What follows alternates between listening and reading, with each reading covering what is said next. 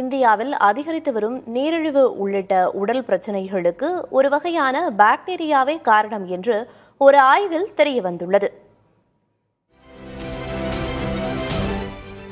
இந்தியாவில் அதிகரித்து வரும் நீரிழிவு, உடல் பருமன் மற்றும் உயர் இரத்த அழுத்த பிரச்சினைகளுக்கு நகர்ப்புற உணவு பழக்க வழக்கங்களால் குடல் பாக்டீரியாவில் ஏற்படும் மாற்றங்களே முக்கிய காரணம் என புதிய ஆய்வு ஒன்று தெரிவிக்கிறது.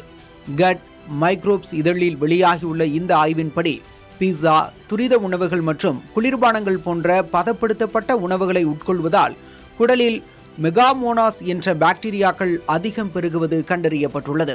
சர்வதேச நீரிழிவு கூட்டமைப்பின் தரவுகளின்படி இந்தியாவில் 2024 நிலவரப்படி சுமார் 8.98 கோடி பெரியவர்கள் நீரிழிவு நோயால் பாதிக்கப்பட்டுள்ளனர்.